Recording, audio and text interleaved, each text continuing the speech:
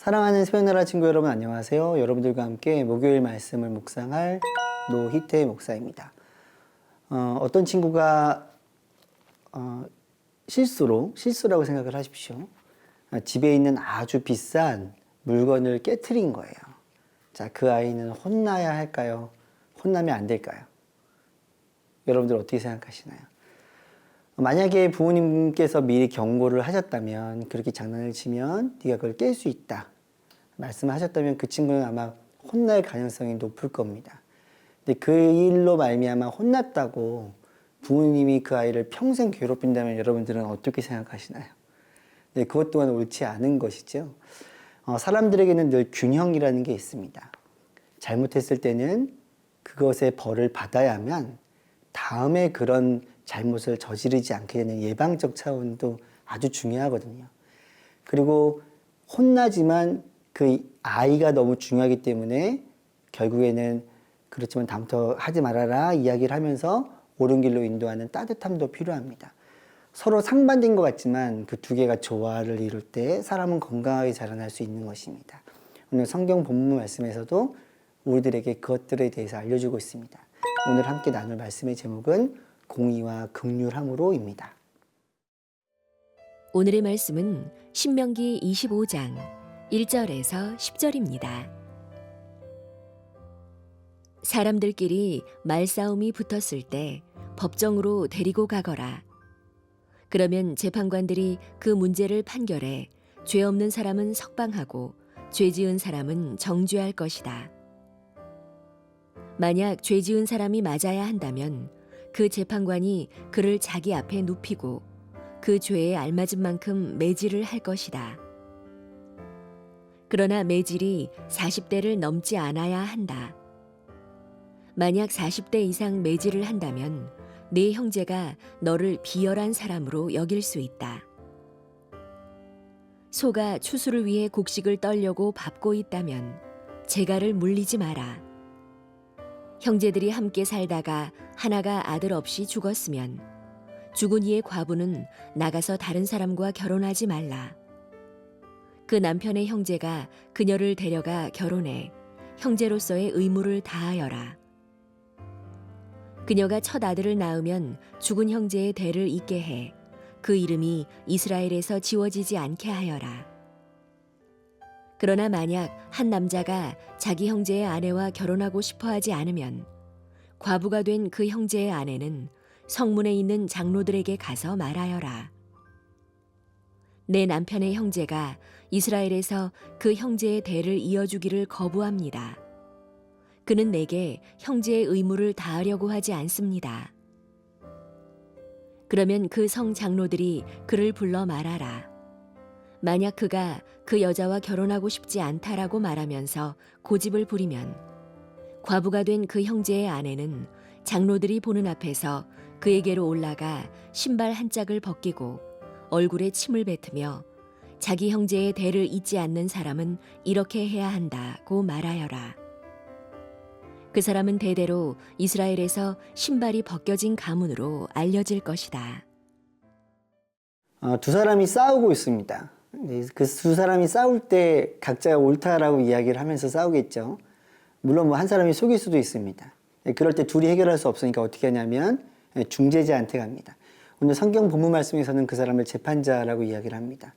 그 재판장이 그걸 들어보고 누가 옳은지 누가 잘못됐는지를 판결을 해줍니다. 그 판결에 따라서 잘못된 사람에게는 벌을 줘야 되거든요. 뭐 잘한 사람한테 특별히 상을 줄 이유는 없으니까요. 자, 그러면 그 사람에게 영원한 형벌을 내려야 되는가? 그렇지 않다라는 거예요. 3절 말씀입니다. 그러나 매질이 40대를 넘지 않아야 한다. 만약 40대 이상 매질을 한다면 내 형제가 너를 비열한 사람으로 여길 수 있다. 잘못했으니까 혼나야 됩니다. 이게 사람들 가운데는 마음 가운데 있을 거예요. 평소에 마음에 안 들었는데 재판장 마음에 이 사람이 또 잘못을 해온 거예요. 재판장 마음대로 너는 지난번에 20대 맞고 또 이번에 잘못했으니까는 40대 맞아. 그 다음에 또 오면 넌 더 맞아야 돼. 막 가중처벌을 해가지고 막 때릴 수 있잖아요. 이걸 방지하기 위한 거예요. 잘못한 것에 대해서는 징계를 하되 40대 이상을 넘지 말라는 것은 그 사람이 죄인일지라도 그 사람에게는 인권이 있고 그 사람을 보호해야 되는 것들은 모든 사회 가운데의 필요함을 이야기를 하고 있습니다. 여러분, 인권 이야기를 하는데요. 그 인권의 기준은 사람이 아닙니다. 그 인권의 기준은요, 우리에게는 하나님의 말씀임을 기억하시기 바랍니다. 하나님의 말씀 안에서 건강하게 그 사람을 돌봐줄 때, 그리고 그 사람을 보호할 때 그 사람이 건강하게 자라날 수 있다라는 것입니다. 반대의 경우도 있어요. 잘못했는데 뭐 용서해 주지. 이렇게 인권을 말하는 사람들도 있습니다. 그렇지 않아요. 잘못했을 때는 공의로움으로, 그렇지만 그 안에 긍휼함이 들어감을 기억하시기 바랍니다.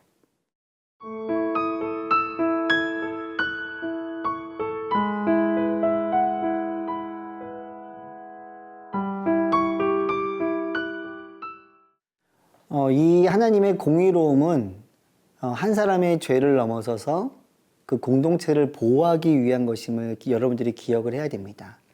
그래서 세상에서 볼 때 의롭지 않은 행동을 보게 되면 우리는 단순한 화가 아니라 우리 안에 분노가 일어나는 것들을 보게 됩니다.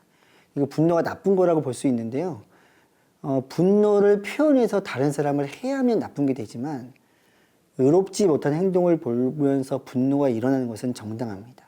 왜냐하면 그 분노가 있으면 그것이 에너지가 되어서 더욱더 아름다운 세상을 만들어 나갈 수 있기 때문에 그렇습니다.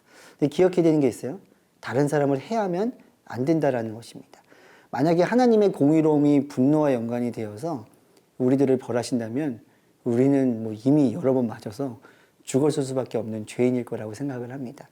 이 공의로움은 단순히 한 사람에게서 더 넘어가서 가족 구성원, 또 사회 구성원에까지도 의로움으로 드러나야 됩니다. 성경 본문 말씀에서는 특별히 가족 형제 간에 그 부인이 죽었을 때 어떻게 그 여인을 돌봐줘야 되는지에 대해서 이야기를 해주고 있습니다. 자, 형님의 아내가 있었는데 죽었어요. 그러니까 어떻게 그 여인을 보호해야 될까요? 6절 말씀입니다.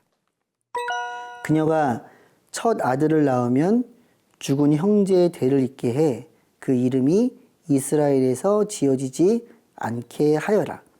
형제로서의 의무가 무엇이냐면 누군가 그 가족 안에서 죽게 되면 그 여인을 아내로 맞이해야 된다는 거예요.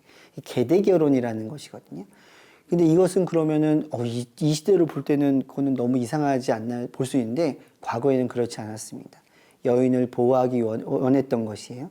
또 하나는 그 믿음의 대가 끊기지 않게끔 하시려는 하나님의 의도였습니다. 믿음의 사람들이 믿음의 가정 안에서 자라나고 그들로 말미암아 더욱더 복음이 전파되기를 원하시는 하나님의 사랑이 전파되기를 원하시는 그 마음이었음을 기억해야 됩니다. 자, 이제 말씀을 마무리하려고 합니다. 공의라는 것은 인간 중심이 아니라 하나님 말씀 중심이다. 그렇다고 하나님 말씀에 어긋났기 때문에 그 사람을 다 처단하는 것이 아니라 그들에게 알려주고 깨닫게 해줘서 하나님의 긍휼하신 사랑으로 품으시기 원하는 마음을 기억해야 됩니다. 사랑하는 사랑친구 여러분, 하나님의 공의와 긍휼하심이 우리 가운데 있기 때문에 우리는 살아갈 수가 있습니다. 세상을 바라보면서 잘못된 부분을 향해서는 공의를 드러낼 수 있고, 하지만 그 안에 있는 사람들을 향해서는 끝끝내 품을 수 있는 균형 잡힌 아름다운 신앙을 갖는 모두가 되기를 축복합니다. 기도하겠습니다. 하나님 감사합니다. 하나님의 성품, 하나님의 공의로움, 하나님의 긍휼하심, 잘못된 것을 보시며 아파하시고 꾸짖으시지만 끝끝내 사람들을 품에 안으시며 구원의 길로 인도하시기 위해 이 땅에 예수님을 보내주신 하나님, 그 하나님의 사랑을 잊지 않고 하나님의 사랑에 머물며 하나님의 공의와 긍휼을 세상 가운데 온전히 드러낼 수 있는, 그렇게 커갈 수 있는 성장하는 우리 모두가 되게 인도하여 주시옵소서. 예수님의 이름으로 기도드렸습니다. 아멘.